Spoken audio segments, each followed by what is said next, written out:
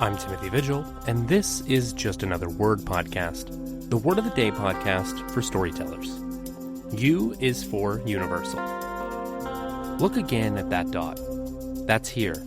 That's home. That's us. On it, everyone you love, everyone you know, everyone you've ever heard of, every human being who ever was, lived out their lives. On a mote of dust, suspended in a sunbeam. Carl Sagan, Pale Blue Dot. There is a common mistake that many new storytellers make. They try to appeal to everyone. They keep things too general. They write about a city, a man, or a feeling of sadness. They believe that by scrubbing away specific details, they leave more room for the audience to move in. But Carl Sagan's perspective proves the opposite. The universal is not found in the vague. It is found in the microscopic.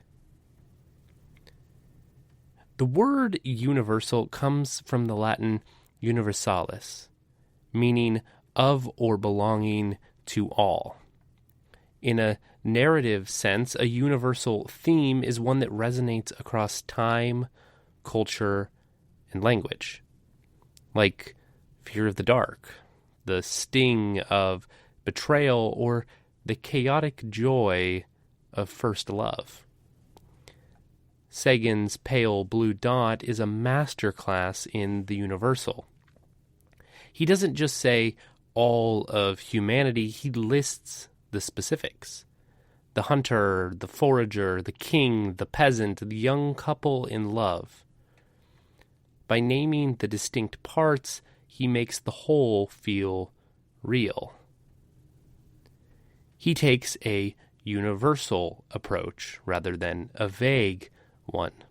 He focuses on the specificity of life rather than humanity as a concept, uses the hyper-specific tactile details rather than generic descriptions.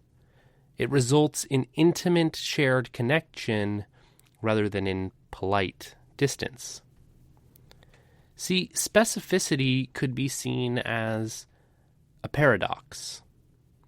If I tell you a story about a character who is sad because they lost someone, you might feel a faint echo of pity.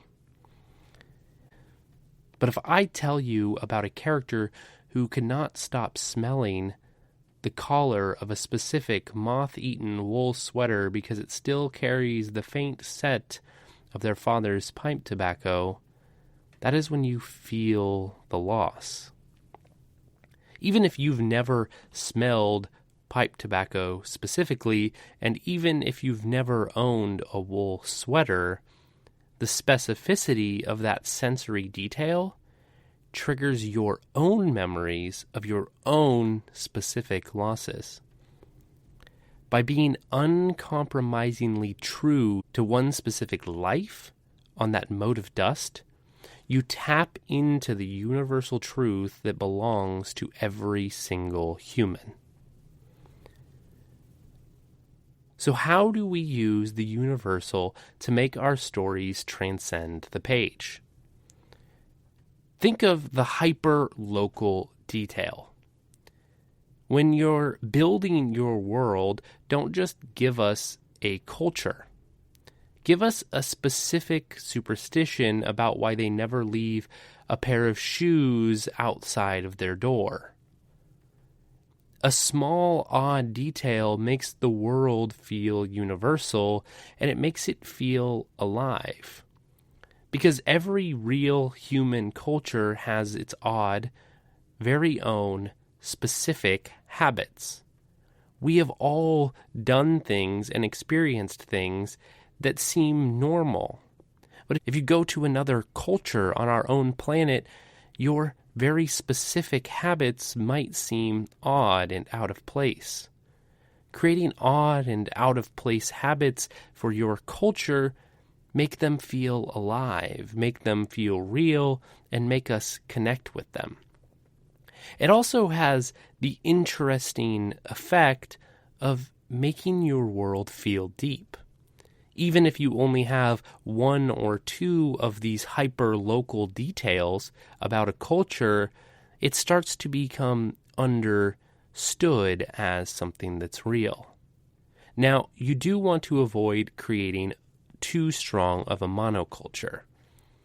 Don't make it so that every member of that culture acts in exactly the same way, but having these hyper-specific details where the culture acts in a certain way subconsciously, or where certain specific superstitions are held highly, you create something that feels real, that feels universal.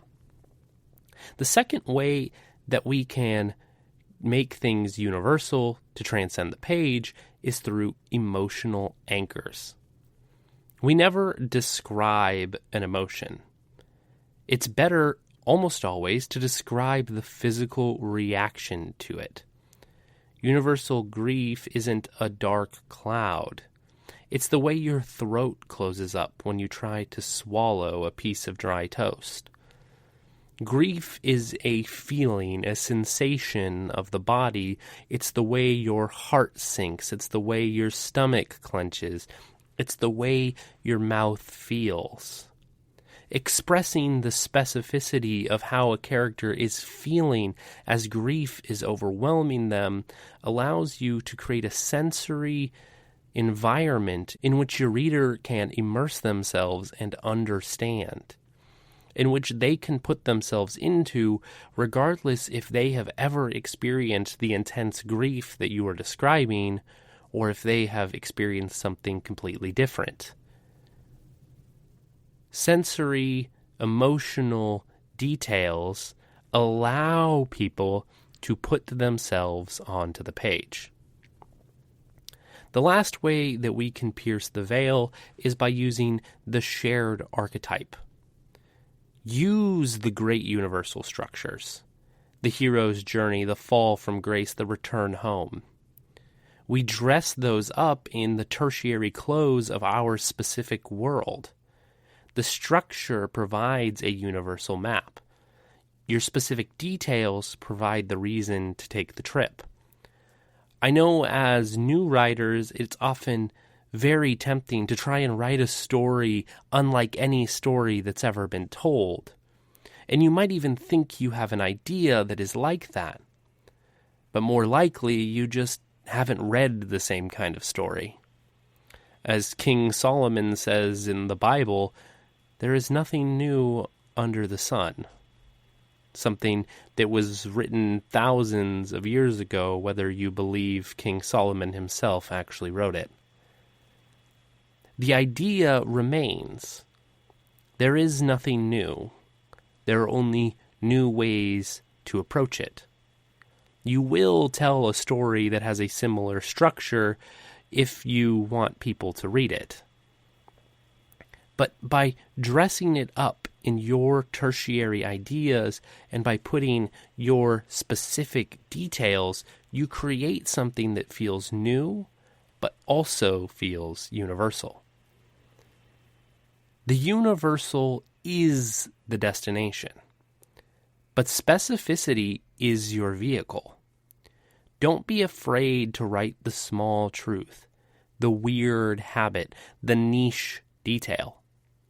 Those are the very things that will bridge the gap between your mind and your readers. Don't try to write for everyone. Write for you, and write the character truthfully. Write for one person. Write with absolute, brutal specificity. And in doing so, you'll find that you have written something that belongs to the world.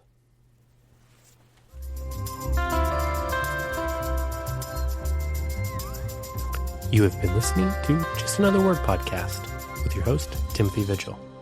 For more information, go to timothywigil.com.